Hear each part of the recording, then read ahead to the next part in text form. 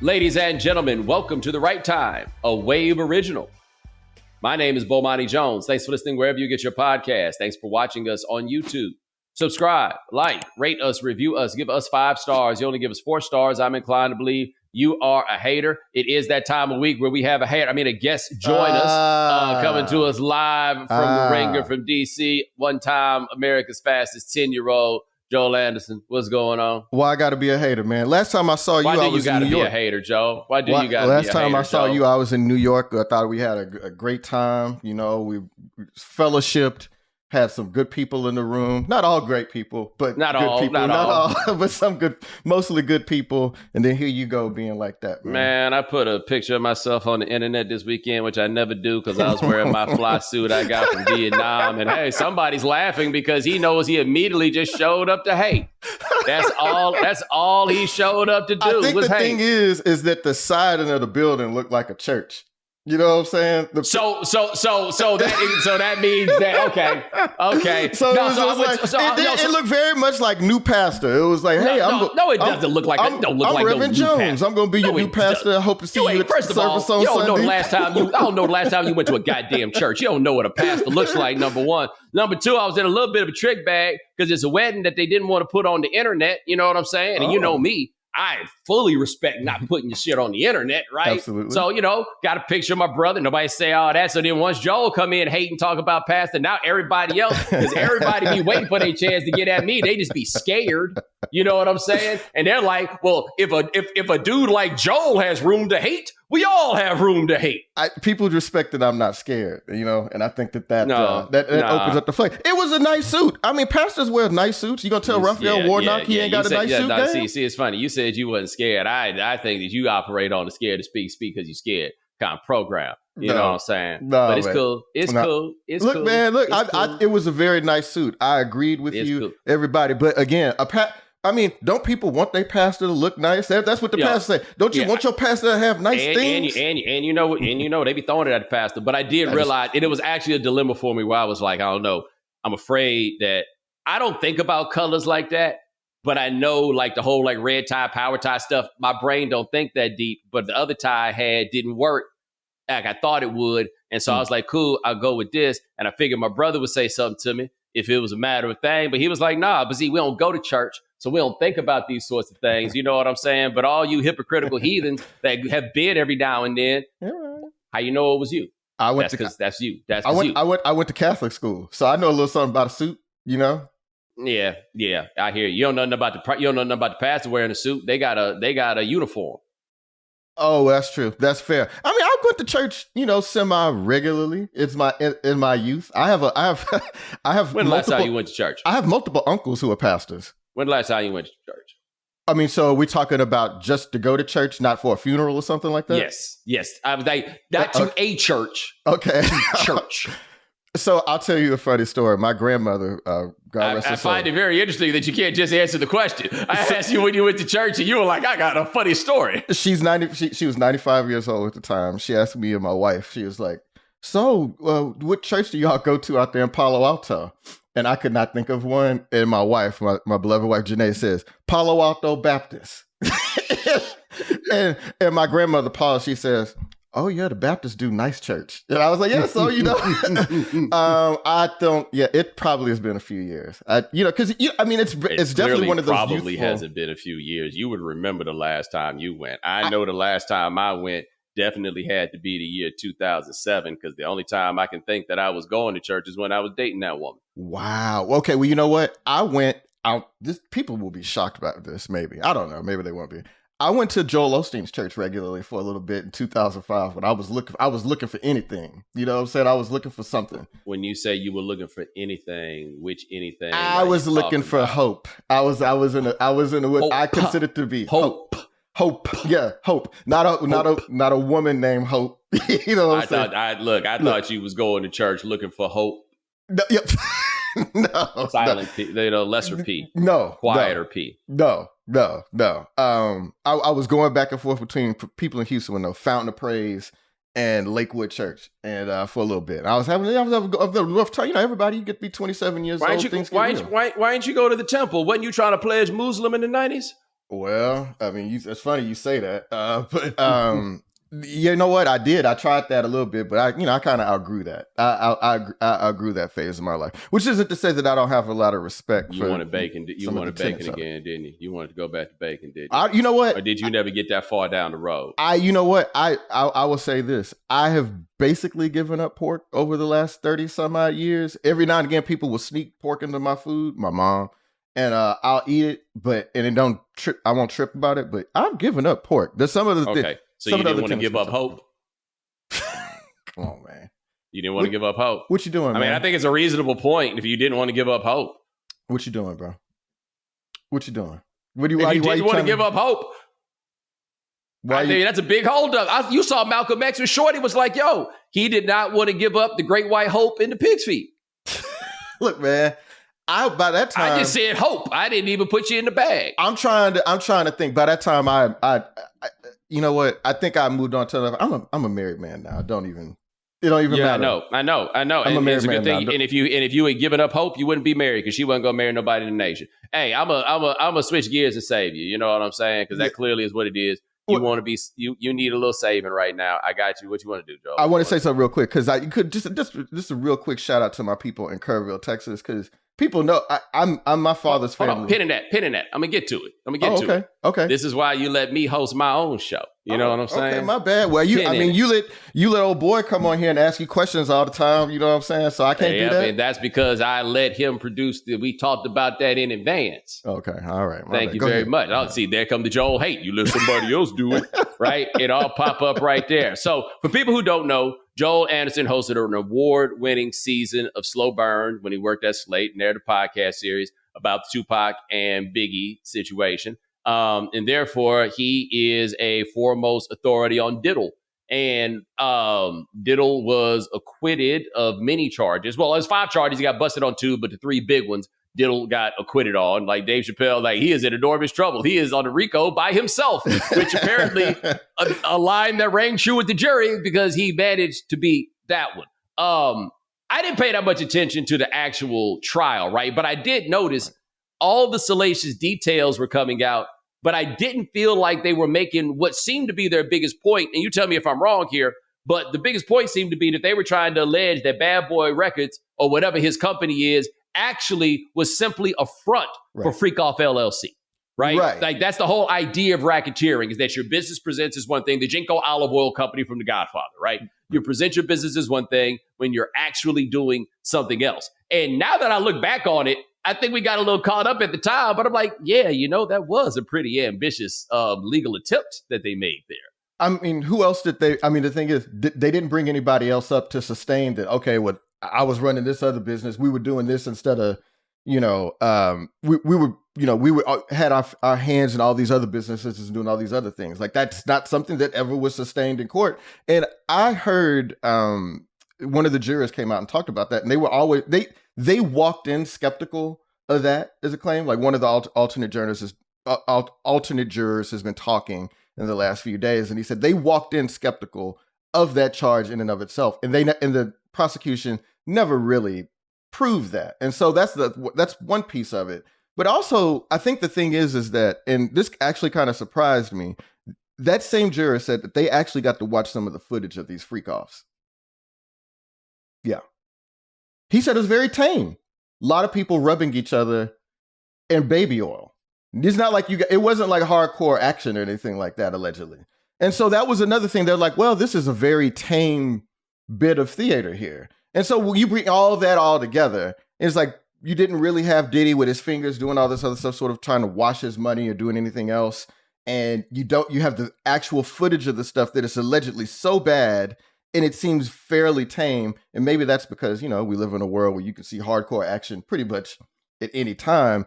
It didn't seem like the prosecution was they overreached a little bit. And I think everybody has said that. They still got him. I mean, he still could face up to 20 years in prison. Oh, I didn't know he'd get that much time. Oh yeah, he could still get 20. He could still face 20 years. But it's just in terms of like the big overarching charges, the racketeering and all that other stuff, like that kind of fell by the wayside. Yeah, the trafficking. That didn't hold water once. Yeah, I think it's a trick bag on these things and I understand people who took the verdict as people don't believe the victims. And I didn't get that feeling from what I was checking out, right? It seemed to me to be a little bit more of a question of, but is this what you say it is in terms of the law?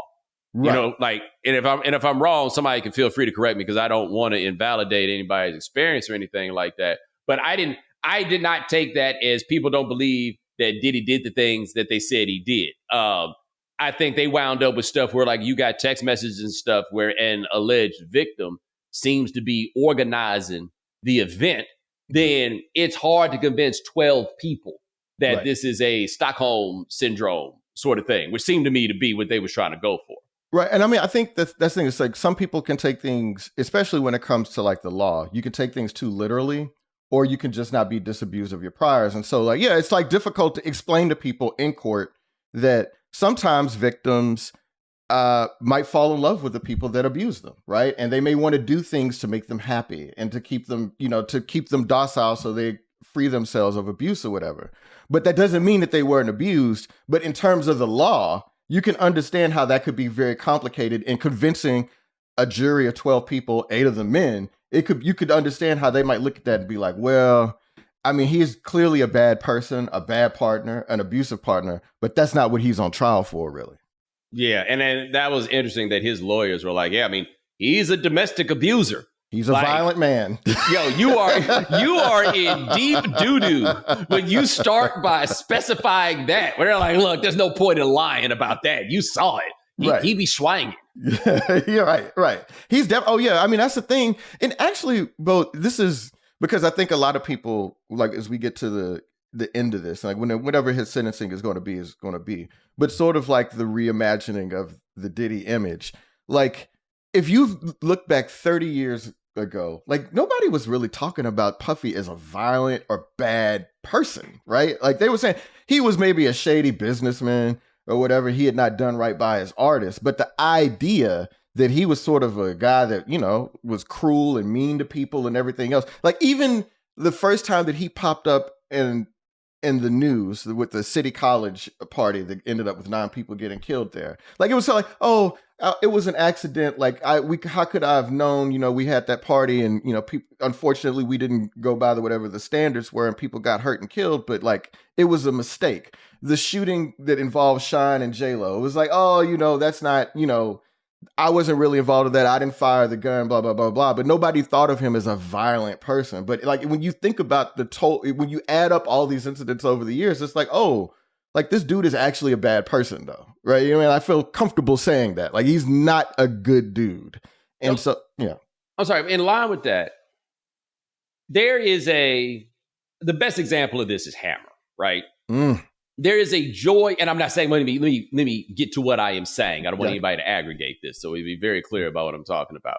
There is a certain joy that we get in talking about cats that you might not have known is a little bit gangster with theirs. And MC Hammer is at the top of the list, right? Where like Redman talked about that. MC Search talked about how they had to sit him next to Michael Jackson at the American Music Awards because Hammer was trying to have him touched. Yeah. And the only place that he could be safe was in the seat by Michael Jackson. And we're like, yo, Hammer a gangster. People didn't know it now, but cats in the game knew he was a gangster. And they kind of talk about it like with a chuckle, like, oh yeah, y'all ain't know? Y'all don't want to wear Hammer. Nobody talks about Puff like that or even talked really about him like that then, but they all knew. Like, it wasn't like the cats in the game saw him as, hey, you need to leave him alone because you might have to fight.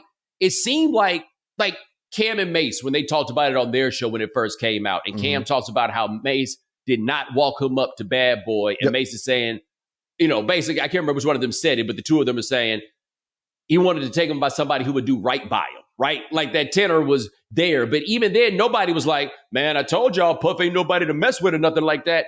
Nobody's saying it. No one, that's not the tenor that it comes up when people talk about him. Yeah, it's interesting because Suge kind of like hinted at the fact, like, I know that there's this perception of me as the big bad guy and that I'm the gangster or whatever, but like Puff does bad stuff too, right? But like nobody kind of thought of it in that way. And also the thing is like the dudes that really give off gangster in hip hop never really talked about, like, Suge and 50 kind of like clown him, man, like this whole time. Like, they were not really afraid of him. But for people that did not have an equivalent amount of power or influence in the game, Puffy was somebody that they had, like, man, like Mark Curry, man. Like Mark Curry, who was on his label, right? Like, talking about the things that he did and the way that he treated people. Eugene Deal, who would talk to anybody, man, like his former bodyguard, has talked about the ways that Puffy did and treated people. But it was like he was really good at taking advantage and hurting people who could not hurt him back. And so that's the thing, I think. What was the Mark Curry book title? Was it called Dance with the Devil? Dance with the Devil, yeah. It is worth a read. Like, I read it. It goes off the rails at the very end of the book. But especially now, because I read it before all this kind of had gotten out there. It's a really interesting read because the point that he makes and that other people make is everybody that was on Bad Boy either ended up dead, in jail, or in church. Bro, I mean, Craig Mack, Biggie, yes. Black Rob, who died strung out. Yes. I mean, just think about all these folks, man. G-Dep went and walked to the police station and told them about a 10 or 15-year-old murder just because the guilt was eating them. Yeah, man. I mean, but man, people see Mace up there alongside Cameron, and they may not, they weren't there in 97 to 98. I mean, that dude was a huge star, and he walked away from it all. I mean, that's how much of a toll being under Diddy's employ did to him, man. I mean, Day 26, Danity Kane, like all these other folks, man, like they were really scarred by having an affiliation with this dude. So this is, there's not so much legal analysis to get in, right? Like it goes like it's more about where it goes forward. Now he need to watch out because the judge can do whatever it is they want to him at this point, right? Mm-hmm. Like, is he probably going to get the 20? Maybe not, but there's nothing stopping him from giving him, let's call it 5. And 5 years in federal pen at that man's age, he might need to get up on his dean. You know what I'm saying? They give him a little bit too long. He gonna, yeah. Salam alaikum, brother. Like you gonna need to, he gonna come out that motherfucker looking like Frederick Douglass with all that gray hair, and all that, however it goes. But I have heard people. Let's say he doesn't go to jail, right? Yeah. Let's just throw that out there as a hypothetical. Let's say they give him time served. Yeah. And he walks out. Mm-hmm.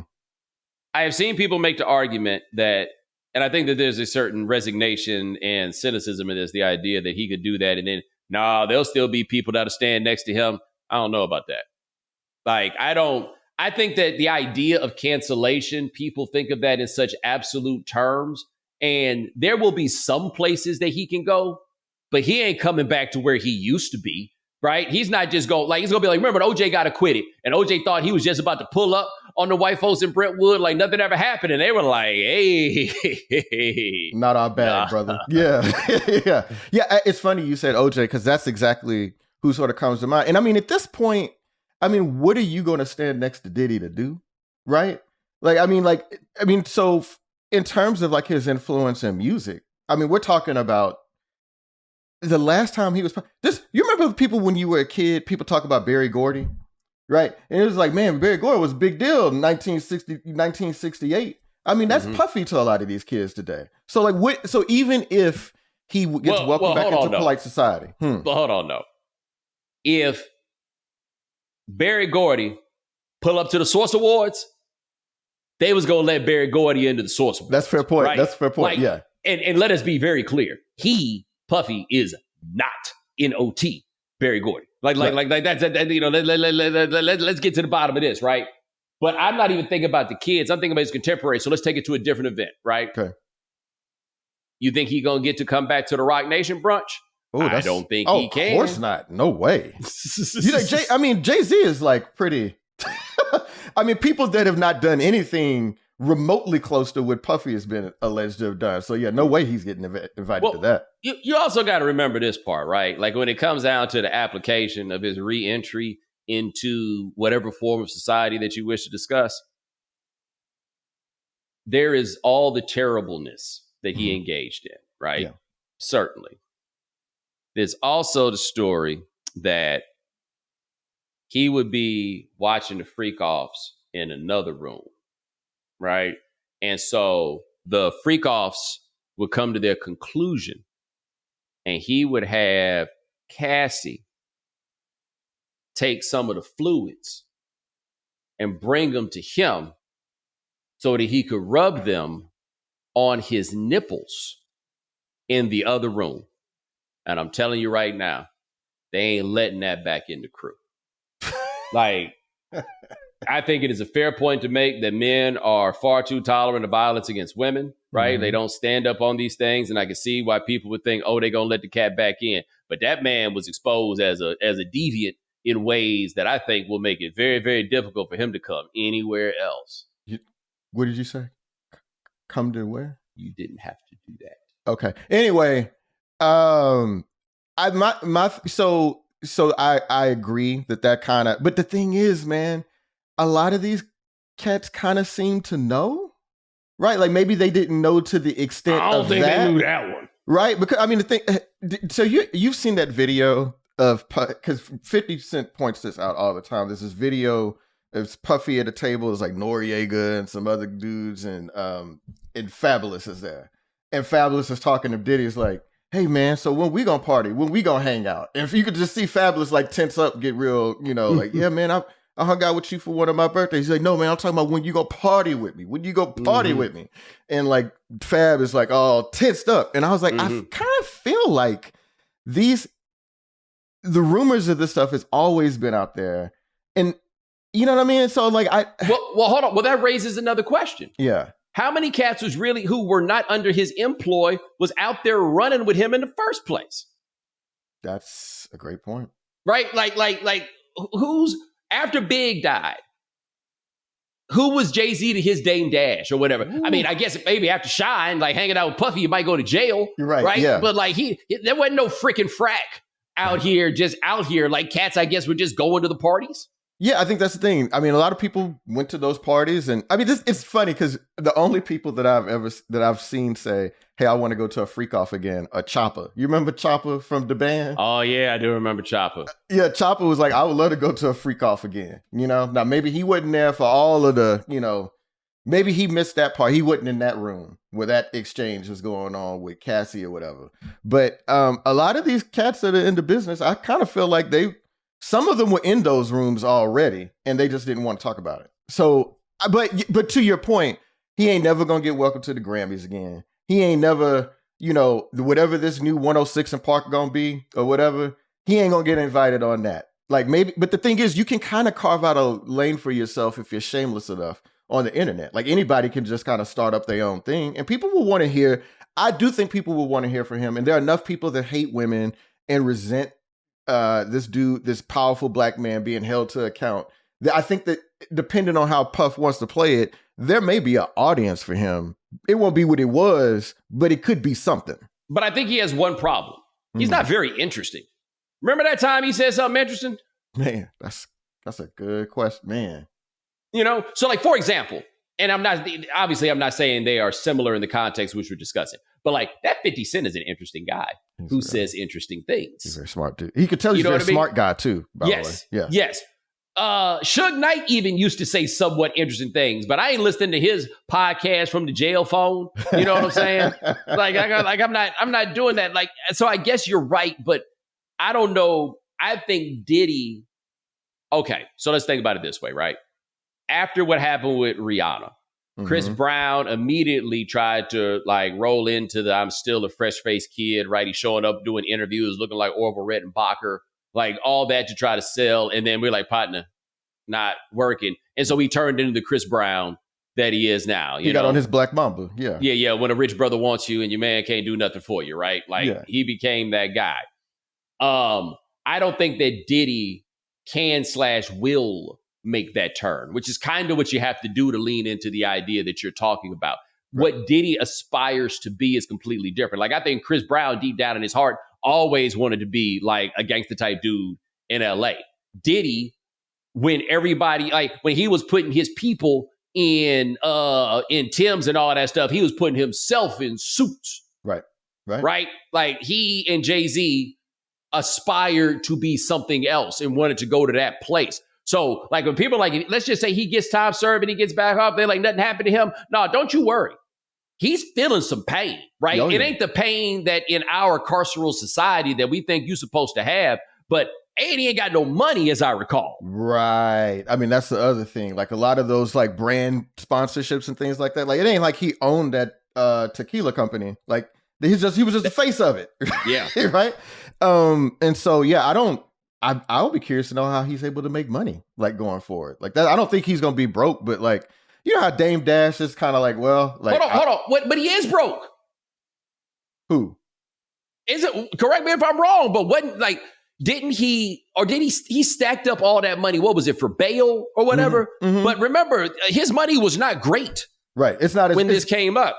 It's not what people think it is, and he's going to be further. So, yes, what will Diddy do? That's the thing, man. Though, bro, like, he really cares about money, though. Like, I mean, so you did talk about the point that he wanted to be seen as a businessman, but all of it was an ends to getting paid, and like, money was really important to him. And I feel like if that's an ethos, and this is something the judge even said, like, yo, like, he comes up here and he's still not.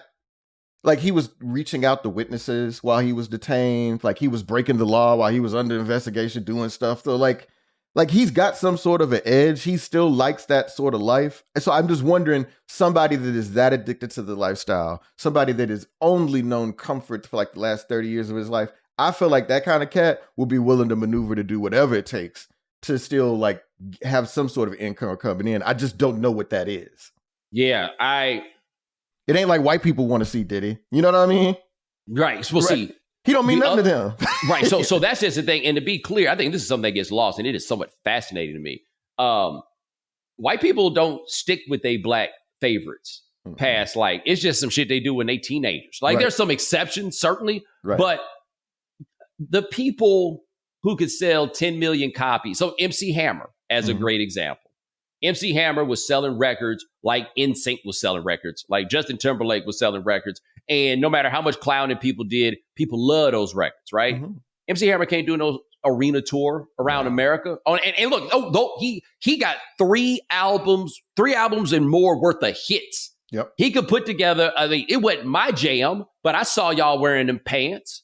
You know what I'm saying? I went to the MC Hammer concert in 1990, man. You know, it was dope. Yeah. But MC Hammer played halftime at basketball games. Yeah. You know what I'm saying? Like, they don't come with us on this. There are a couple of exceptions, maybe, but like, it isn't a lasting thing for white people with their black acts. And so somebody like Puffy, so when it's time to do the Bad Boy reunion tour like they did or whatever, and Bad Boy was a big, giant deal, and all those people sold lots of records, that is a BET Awards affair. Man, yeah, that's real, man. Because I'm trying to think. I mean, man, you know, with the right level of fame, I've thought about this, and because my wife is a huge fan of his, and I've had to go to his concerts, is like Maxwell. You know what I mean? Like, Maxwell can always go. He always got his fans. He can go someplace and play. And like, he can play a civic center. He can play a civic center. He can play a concert hall. And by the way, I just saw he parlayed his fame into a dream. Did you see that? What? He pulled up somewhere with Janet Jackson. Did he really? Did he? Yes, he did. Did he? Yes, he did. Okay. All right, Diddy. Man, I like that. I mean, I didn't.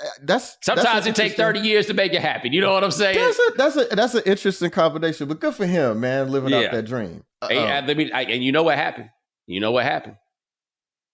It took a long time, but he saw it with Jermaine Dupri, and he was like, "Hey, wait a minute." Like, Chris Rock had that routine to see a Janet Jackson with Jermaine Dupri was like finding out a sale the day after. What I always go back to is the Wood. Well, boy, was like, you lit that nigga Terry Bone, and I know I look better than him. That is such a like horrible way to look at things. Yeah. But men and women both do that. Right? Oh, absolutely. It's like, man, I had a chance this whole time. brother, Jermaine Dupri had Janet Jackson walking around with a belly button ring that said JD's girl. Yeah, man. That's something out of JD's Revenge. Yeah. Are you serious? He's 5'3". Nobody saw it, man. It's the black version of Julia Roberts and Lyle Lovett, man. That is, but Lyle Lovett could sing. Yeah. Right. Right?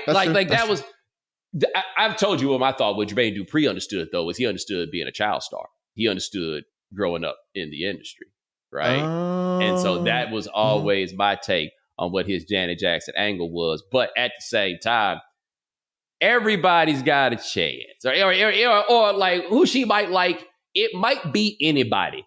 It won't be everybody, but it might be anybody. There's only one way to find out, and normally security is going to stop it from happening. Like, the Ali Sadiq story about when he pulled up on Lil Kim and said, Biggie dead, what we doing? What? I've not heard that. What? You haven't seen that one? No. Ali Sadiq said he was super drunk one night at a club and he saw Lil Kim and he had the biggest crush on Lil Kim. And look, if you describe how you feel about Lil Kim as a crush, you are a very particular type of person, Absolutely. right? Not to say that if you are attracted to Lil Kim, that there's anything wrong with you, right with you, whatever. But if you were like, I had the biggest crush on Lil Kim, you are a certain kind of dude, right? So he said he maneuvered around security somehow, pulled up on him, was like, Biggie dead, what we doing? Wow. Did it work? Oh, okay, my bad. Well, I don't know, man. She got a different, you know what I'm saying? It's a different kind of. I have to say this, though. It's an icebreaker. Look, man, some women will, look, you just never know. One person I think about is Halle Berry, for instance. Because first of all, Cameron talked about trying to spit at her one time when he was coming up as a rapper. And it was just like, it felt like she talked to him, but like, you know, she had Lorenz Tate in the car. But you ever heard that line, from the Nas song, you know, Halle Berry blew a kiss at the Barbra Streisand concert. And I'm just like, Halle Berry ain't blow no kiss at Nas. You know what I'm saying? Halle Berry is a Hollywood act. She's a celebrity. Right. I'm like, Nas is famous to me, but is he famous to her? But they asked her, and she was like, oh yeah, I did blow a kiss at Nas at the Barbra Streisand concert. I was like, damn, man. Brother, Megan Good hit on me on a television show one time. Like, you never know, dog. You never know. Beyonce was giving me the eyes at church. Yeah, I knew that was coming. I knew that was coming. Giving me the eyes at church. I'm just glad I got some video evidence. But I was gonna say about Megan Good, I felt like she gave me a little rhythm on TV. But but now that I see what she's doing, I don't even really care that much. We got Mo coming up next. Nothing beats relaxing on a hot summer day and watching baseball. And the simplest way to get in on the action is to download the Pick 6 app from DraftKings. It's crazy simple. Just pick more or less on the stats for two or more of your favorite players, and boom, you're in the mix for big cash prizes. Nail your picks and you're heating up. Pick 6 brings upside with payouts up to 500 times. Pick 6 from DraftKings is the most fun way to play fantasy sports. Download the DraftKings Pick 6 app now and use code Bomani. That's code Bomani for new customers to get a special sign-up offer. Better payouts, bigger wins. Only with Pick 6 from DraftKings. The crown is yours. Gambling problem? Call 1-800-GAMBLER. Help is available for problem gambling. Call 888-789-777 or visit ccpg.org in Connecticut. Must be 18 plus. Age and eligibility restrictions vary by jurisdiction. Pick 6 not available everywhere, including New York and Ontario. Void where prohibited. For additional items and responsible gaming resources, see pick6.draftkings.com/promos. Let me tell you about ZBiotics Pre-Alcohol Probiotic. ZBiotics Pre-Alcohol Probiotic drink is the world's first genetically engineered probiotic. It was invented by PhD scientists to tackle rough mornings after drinking. Here's how it works. When you drink, the alcohol gets converted into a toxic byproduct in the gut. It's a buildup of this byproduct, not dehydration, that's to blame for rough days after drinking. Pre-alcohol produces an enzyme to break this byproduct down. Just remember to make pre-alcohol your first drink of the night, drink responsibly, and you'll feel your best tomorrow. Summer is here, which means more opportunities to celebrate the warm weather. Before that backyard barbecue brew, glass of Pinot watching the sunset at the beach, or cocktail by the campfire, don't forget your ZBiotics Pre-Alcohol. Drink one before drinking and wake up feeling great and ready to take on the next day and all that summer has to offer. Go to zbiotics.com/Bomani to learn more and get 15% off your first order when you use Bomani at checkout. ZBiotics is backed with 100% money-back guarantee. So if you're unsatisfied for any reason, they'll refund your money, no questions asked. Remember to head to zbiotics.com/Bomani and use the code Bomani at checkout for 15% off. This is an ad by BetterHelp. Workplace stress is now one of the top causes of declining mental health, with 61% of the global workforce experiencing higher than normal levels of stress. To battle stress, most of us can't wave goodbye to work, but we can start small with the focus on wellness. A holiday is great, but it isn't a long-term solution to stress. Don't forget that therapy can help you navigate whatever challenges the workday or any day might bring. With over 30,000 therapists, BetterHelp is the world's largest online therapy platform, having served over 5 million people globally. And it works, with an App Store rating of 4.9 out of 5 based on 1.7 million client reviews. It's convenient too.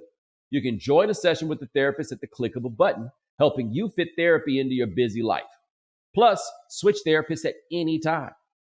As the largest online therapy provider in the world, BetterHelp can provide access to mental health professionals with a diverse variety of expertise. Unwind from work with BetterHelp. Our listeners get 10% off their first month at BetterHelp.com/Bomani.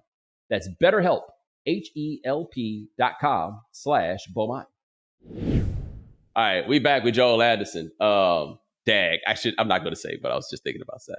I'm not going to say it. Go ahead. No. Okay. Now you know what? No, I'm not going to say it. All I'm going to say is it was connected to our previous topic, and it made me start thinking about what was my favorite song by KRS-One. Oh man, come on, dog. Come on, man. Come on, bro.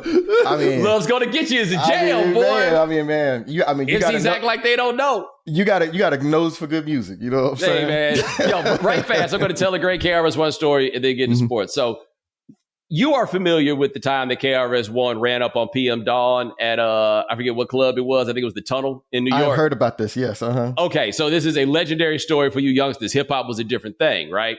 And so KRS-One was doing a show. I mean, PM Dawn, which was kind of like proto Drake in some ways, right? Like a little singy, rappy. I'm trying to think of what they would be. Yeah, like.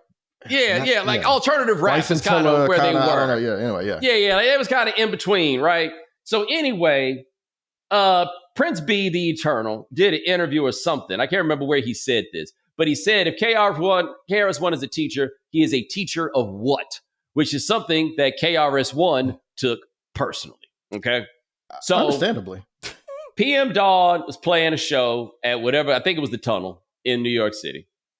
Boogie Down Productions storms the club. Bum rushes. I don't know if they bum rushed the door or they got in because they were Boogie Down Productions. But anyway, bum rushed the spot, ran up on stage, threw PM Dawn off, right? And so, of course, as this is going on, there is chaos and people are running out of the club. There are two details that are that's hilarious to me because Kid Capri tells the story, right? Detail one, it was not a PM Dawn show. PM Dawn was opening for Supercat. Oh, man. And so Supercat had to do the show for an empty club because KRS-One cleared it out. What? Number two, which is by far the best part of this story. After running PM Dawn off stage, BDP also took over the DJ booth. And KRS-One stood on stage as one of his partners put South Bronx on the turntable. And just, I cannot imagine how good it felt to toss somebody off stage while your theme song plays after you have vanquished your foe. They have they took over the Tunnel, man. That's beautiful, man. I bet he think about that all the time, too. He's like, man, you remember when we ran up on them dudes at the Tunnel, dog? Right. They probably don't remember their name. He's like, who was that again? I don't know if you remember the book, the Ego Trip Book of Rap List. Rest in peace to Sasha Jenkins, by the way. But if you have never seen it, check it out. This book came out about 25, 30 years ago, but it's just a collection of fascinating lists. And one of them is the 10 most arrogant things that KRS-One has ever said. And the best, one, he said that like hip hop was like his pet. It was like a little dog that just followed him around. Right. But the best one is he said about rap that there, in the sky, in the solar system, there are many stars. I am the sun.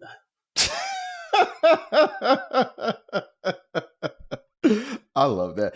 That's like the old Walt Harris line. People don't remember Walt Harris, who played cornerback at Mississippi State. Mm-hmm. And it was just like, water covers like 3/4 of the Earth's surface. Yeah, I cover the rest of it. I cover the rest. That's people the first use that. I say that. Well, the first one I heard it said about was Deion Sanders. He just decided to appropriate it for himself. But no, I am the sun. And KRS-One, I still say he's the greatest rapper of all time. And my argument is very simple. Get rid of the beats, get rid of everything else. No microphone even. Stand two dudes up in front of each other and say rap. Yeah. He's winning every single time. You think he'll do that against Black Thought? He's winning every single time. He has the most commanding presence that anybody. I'm saying there's nothing else there, right? You don't even have a microphone. You just got that booming ass voice.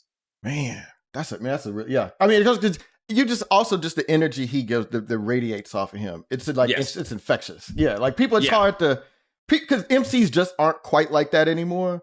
And like you could just see him walk into a room and the energy shift. Yeah. So you can dress him up in so much other stuff, right? Yeah. But no, Chris, that guy. The music is hard to play and make somebody younger understand what the big deal is, right? Like I think that's the case with a lot of 80s stuff, even though that stuff really knocks. But it's like it's the paradigm is so different. I think it's different. It's difficult to explain to people what exactly it is that they got in front of them. But yeah, you go see that dude all by himself, and I guarantee you will get it. I would go watch him lecture. I know he does lectures too because he does that stuff. So like I bet he's an interesting. It's a guy that I want to. Man, I wish I ran like a TV network or something so I could just interview all my old favorite Black celebrities, man. So I could just get them talking about stuff. Anyway. Hey man, get you a podcast. You gotta get you a different kind of podcast. You know what you need to be? You need to be an athlete. They get them all. Oh, they can have anybody on, man. Well, it's not just they can get them on. It's they can get them on and then get people to listen. Because I can get them on at a point, but I can't get as much of my base to come over there, right? Like they can do it in a different way. I always find that to be really interesting because sometimes I'm like I can't. I'm trying to think of like I'm making a podcast for me when I say that, but like who do you want to hear that you want to talk to so bad that like you would stop what you're doing and go listen to it? Yeah, well. Part of it also, oh wow, that's a good question. Like, I think part of it in terms of the production on it is that you have to be, I don't even know if it worked truly for like a Mark Maron or something like that, where your audience doesn't care who you're interviewing. They'll just go because you're there. Right. That's not really how it works. Like I've told people when we started changing the way we did interviews was like, oh, Joel does better numbers than Big Crit. Like, man, that's crazy. You know what I mean? And, I told Joel that too, because I knew he would love that. I don't take because I'm a big fan of Big Crit, man. So that's the homie. That's the homie. But I know you well enough to know what worked for you. I appreciate it. Speaking of working, have you seen this story? It has nothing to do with working. That was a horrible segue. The boy Kirk Cousins apparently on the quarterback show talks about how he felt misled by the Falcons because the Falcons went and drafted Michael Penix after they signed him, and that he felt like if he knew that they was going to draft Michael Penix, he would have stayed in Minnesota. Now, Joel, I feel like some of the poor logic of that is if he had stayed in Minnesota, they would have drafted J.J. McCarthy. Like, I don't think this movie goes any differently for him necessarily. But this was my thought, and this is what I want to know if you had the same thought as me. Because I get on one hand why he would feel that way, but he had what I call the Drew Brees option. Yeah. How about you win your job? How about you play so well that they can't put the other guy in the game? Man. But I mean, I hear you on that, but you know how hard that is in the NFL, man. I mean, you know what I mean? If it's kind of like your argument that like if they want to fire you, they can find a reason to fire you. They can find a reason to play that rookie quarterback, especially if you're Kirk Cousins. Right, but I would contend on the other end, they did not put their rookie quarterback in there until they really had no other choice. Right. Right? Like they gave it time. If he, granted he was coming off the Achilles, but if he played well enough to keep his job, he would have kept his job at the very least in that year. And number two, you keeping your bread. Yeah. I mean, that's what the money is for. Right. That is what the money's for. I said this from the very beginning when they drafted him. I don't know how good Michael Penix is going to be. Okay. But let's say you thought that he was Patrick Mahomes. Patrick Mahomes went with the number 10 pick in the draft, right? Like we're in that zone, right? Let's just say you thought he was him. I'm not saying he's him, but let's say you were super wild about him or in some fashion as the GM of the Falcons. You do not pass on, I see our quarterback of the future because we got some Kirk in the refrigerator at home. I mean, bro, that's the thing. Like if he's as good, if you're going to take a quarterback that early in the first round. Like, you have got to think he's going to be good, and nothing should get in the way of him eventually getting on the field.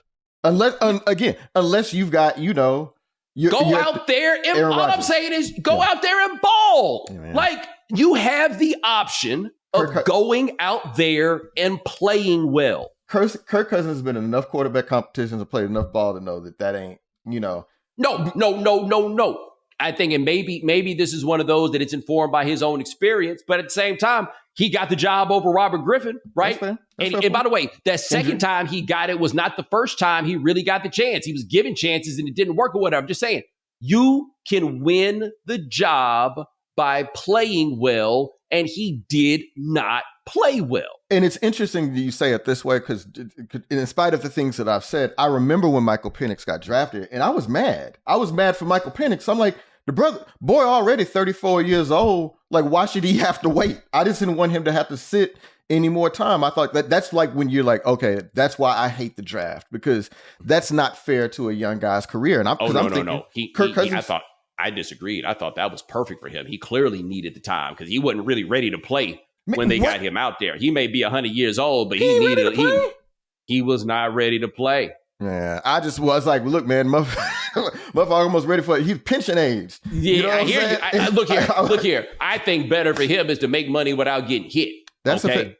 The way that I think about it, and maybe this is just like, you only get so many falls in your life as a football player. If you watch a fall go by, that's a football your life you will never get back. Like, and sitting on the bench is sort of like a form of death for an athlete, man. You know what I mean? If you're not going to play, you only get so many years. And so I was like, well, man, he's going to have to sit out this year of Kirk Cousins probably. And then, maybe the next year of Kirk Cousins is really good because they got to pay him all this money. But the thing that I did not think about through all this, I'm like, oh, but that's Kirk Cousins though.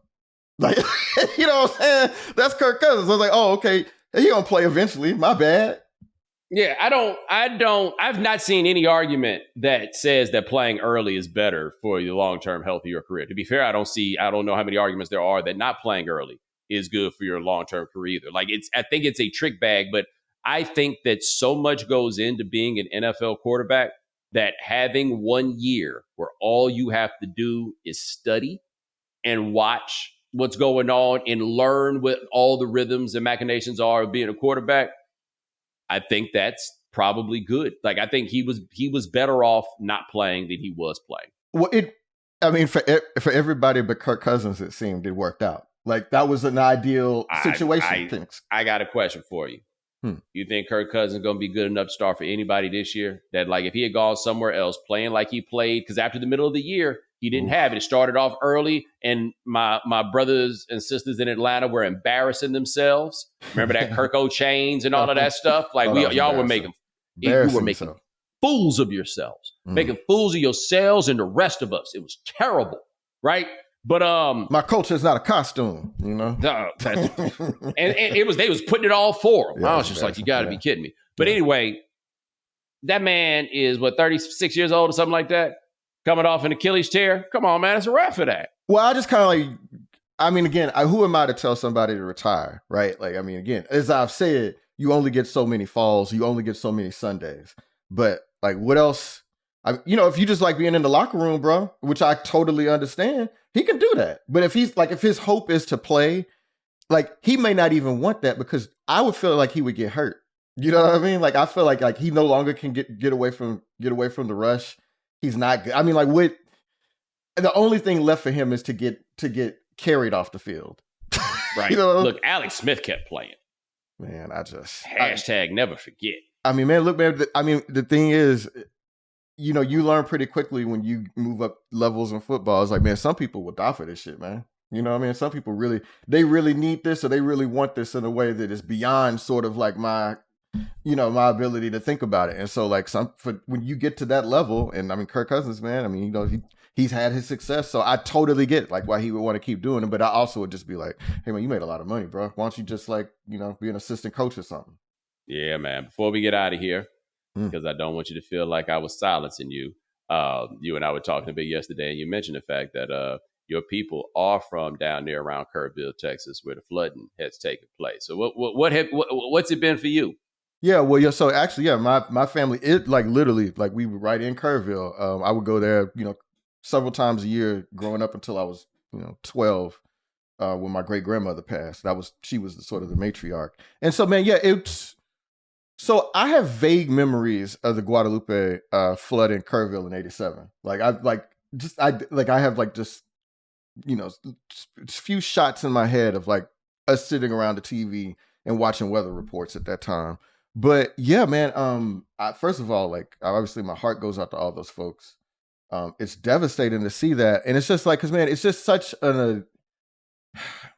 it's just like from a land that time forgot. Like it's just the hill country. If you've not been to that part of Texas, it's kind of hard to believe that it's in Texas. But it is also very of Texas. And it's a very it's a politically confusing area. Like right now, Texas is sort of the grip of like Republican mania. But for many times, it was a very sort of liberal and progressive place. My father, who was born and went to school in Hot Springs, Arkansas, when he would go visit his grandmother in Kerrville, Texas, the coaches at Kerrville-Tivy High School, they were integrated. Kerrville-Tivy was integrated at that time. And they asked him, hey, man, you want to come on down here and transfer and play for the Tivy? And he was like, I'm going to go back. He knew his people back up in Arkansas. So it's just a very unique, very different place. My great-grandmother was friends with the iconic jeweler, James Avery. Like my grandmother was just a black woman who owned a bar on the black side of town. You know what I mean? But like it's just like in that way that like it was a very small, very close knit. My beloved cousin, man, I'm gonna get emotional here. My cousin Michelle, man, who helped me run through those streets in Doyle, the Doyle side of town in Kerrville, and helped me get Kool-Aid cool cups and all that good stuff, man. Like she, I think what people would probably say today is that like she had Down syndrome, but like back then it was just like, oh, Michelle is slow. Anyway, she passed a couple of years ago. And she just kind of like lived off the generosity of the people at her church, man. Like they took care of her before she passed. And, it's just, yeah, man, I just like, so that part of small town America sort of, it makes me emotional to see that area got washed away. And I really hope that it gets built back up because there's just not a lot of places like that anymore. And I wish it was something that I could give my kids, that I could give them the experience I had in Kerrville. And, with any luck, maybe someday I can. And two things that like strike me with this story is one, just kind of and maybe it's because it's so easily or readily associated with like biblical stuff, but like the idea of flooding. Yeah, man. Right. Like just watching, like my brother and sister lived in Iowa. You remember about 30 years ago when the Mississippi River flooded? Yeah. And like I remember my sister's car got covered, like checked out underwater. Oh, wow. Right. And it was almost like a gradual kind of process. Like just rained. And then one day you look out there and your car's underwater. But there's just something like crazy. Like the power of water is one thing. Water that ain't supposed to be there, man, is another, right? The thing that hit me when you said, hopefully they build it back up. And that hopefully is important because there is no promise or guarantee when something goes away that people find it economically viable to bring it back. Like, especially in an area that's small where you don't have like the advantages of urbanization to guarantee that it proves to be profitable for people. Well, look, bro, I mean, already in Texas, insurance companies are sort of pulling back on these homes. They're saying that's a flood risk, this is a storm risk, and they're not either meeting their obligations or they stop issuing policies for these homes in the first place. I mean, are we sure that people are going to issue policies for them homes in Kerrville again? The way that these, these climate events keep happening. So yeah, I don't think it's a given at all that like this ain't New Orleans. You know what I mean? Like and that wasn't a given either. Right. Absolutely. And so there's no reason that we have to have people living in Kerrville, but I hope that we can. But it's just shocking. I mean, I saw the videos of the water rising like that, man. And I was just like, and it just like, bro, like over 100 people have died. Like that is a shocking number of people to die in one event, man. It took that camp is the one that that drives it like really home. And then the idea that like people floating on the river was supposed to be like a system basically that you kind of like shouted out down river that the water's coming, which seems to me it may have worked the whole way, but that sure sounds primitive. Yeah, very. It's insufficient.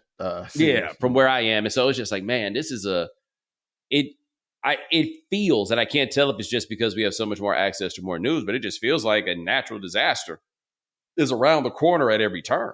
And now, look, man, Texas has decided to hitch its wagon to this notion of individualism, and you're on your own. That state government ain't going to help you, and this federal government probably ain't going to help you either. And that's the next level of tragedy. Like, I don't care. I don't really care who you vote for. That is a clear ethos that is reflected by the laws in that place in particular, and the laws that come up, and the people who make decisions above them. That's just the bottom line. They are probably on their own.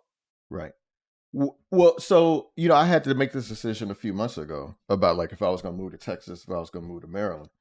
Texas is great if you don't need nothing. If you don't need no services, if you don't care about public services, if you don't need schools, if you don't need public transit and all any of that stuff, Texas will probably be fine for you. But God forbid you need something, man. Like if you lose your job and you want your child to have health insurance. Like that stupid ass power grid. That's what keep me away. Bro, man, look, man. My mama and my grandmother, who was alive at the time, was sitting in their house freezing. You know what I'm saying? I'm like, why would I want to move my family? Why would I want to put my new family through that? You know what I mean? Hey, so shout out to El Paso, who was like, nah. We good over here. We'll just holler at these people right next door. They were like, we would rather have some of this Mexican insurance, Mexican electricity. La luz, el poder, la electricidad. Oh boy, I see your lessons coming along. Okay. Tell you, man. Hey, look, man. El poder en México es más seguro que la electricidad en Texas in particular. Okay. Like this. And for those of you who don't know, America has 3 power grids now. Right. The east part of the country, the west part of the country, and Texas. Texas is the people that have their own generator. Except when you got your own generator, it's different because there's also electricity on top of it. Texas just got that generator. I mean, just think about when you move in someplace. Like, do you want to have a generator? You know what I mean? I was like, do I want to have to buy a generator? Is this something that I actually want to have in part of my life? No, not really, bro. Not really. I associate having your own generator. That's up there with the deep freezer in the back to keep your deer.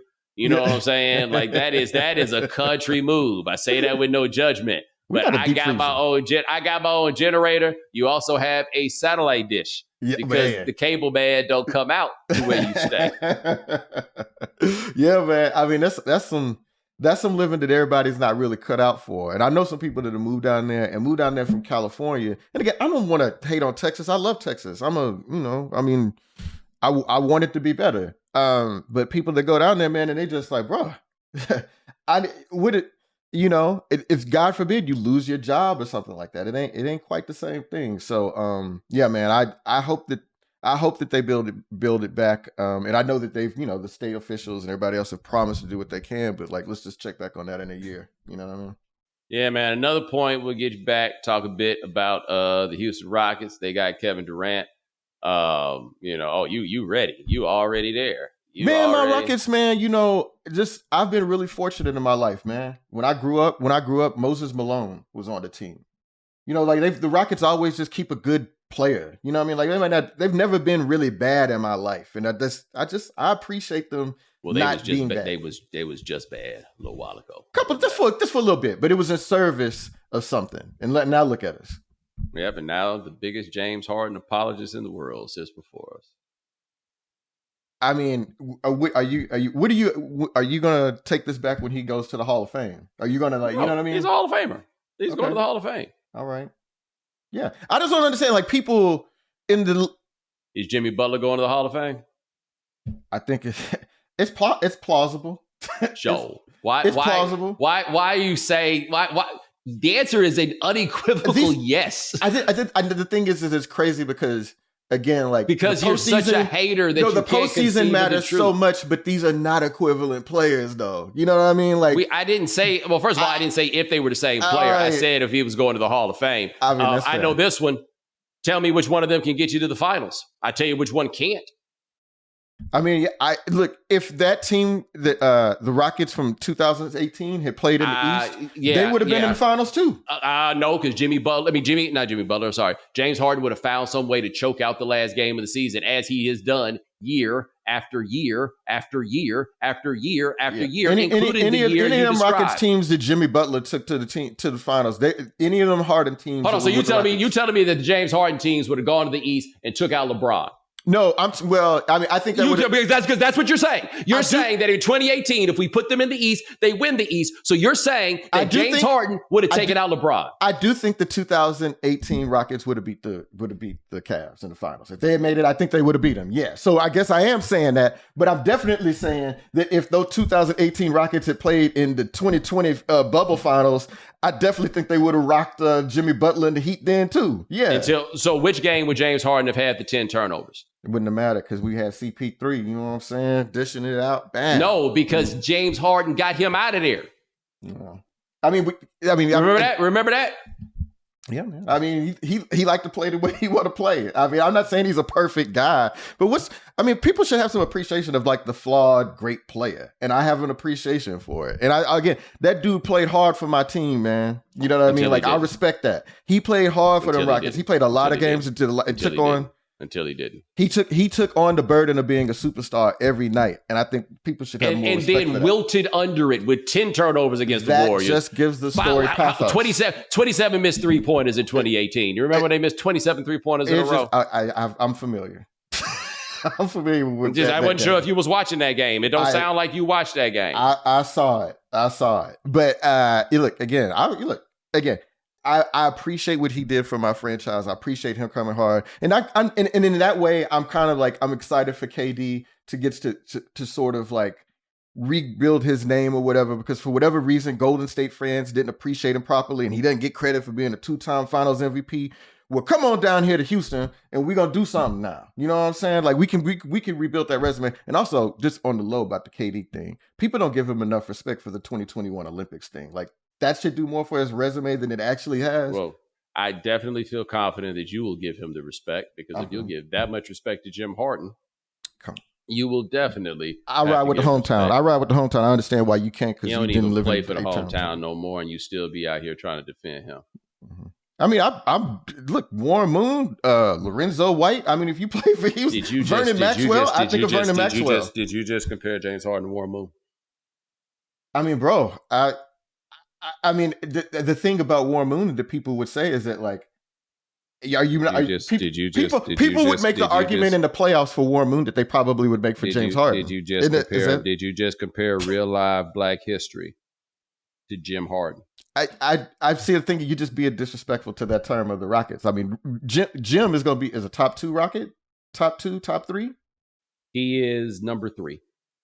So you got him behind, obviously, Dream and 2-time MVP Moses Malone. Who went to the NBA Finals. Okay, that's fair. I mean, it's just kind of weird because I'm thinking Moses, Bullets, Sixers, whatever. But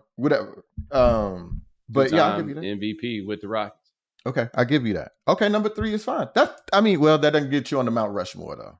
In all fairness, so you're right. But I mean, I think to me, if you're a Houstonian, Joe, how many people are on Mount Rushmore? 4, right? Yes.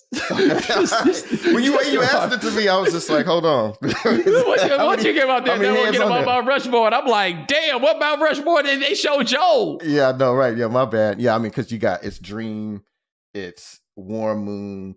Is it Nolan Ryan? Probably is Nolan Ryan. I don't think Nolan Ryan should make it on there. Damn. Okay. I mean, he played for the Astros for like those 9 years. He's a local legend, but not to me. I don't think of him as a local professional. Yeah, I don't think of him as a local professional sports legend. Okay. Man, who makes those? Is it like Jeff Bagwell? Or is it? I mean, it's probably going to be Altuve. I think Biggio and Bagwell have a better case than Nolan Ryan. Okay. Altuve probably is going to supplant both of them. Now, I mean, he's got World Series. Because Houston don't care about that one thing. Oh, Altuve's like Houston's Barry Bonds. Like, so. I mean, so. And I'm like that too. You know what I'm saying? They ain't giving the trophy back. You know what I'm saying? Deal with it. Yeah, right. What we talking about? Ladies and gentlemen, that is Joel Anderson. Check him out at The Ringer. Check him out on the Press Box podcast. And if you listen close enough, don't you worry, he hating on somebody somewhere. That's how I go. But appreciate you having me back on, Bo. I'm ready for the next time. Yes, brother. Yes, brother. And ladies and gentlemen, thanks so much for joining us here on The Right Time. We do this here 3 times a week. Ryan Brumley handling things behind the scenes. Thank you, sir. Remember, follow The Right Time. Subscribe, like, rate us, review us, give us 5 stars. You only give us 4 stars. I'm inclined to believe you are a hater. We'll talk to you guys in a couple of days. Take it easy.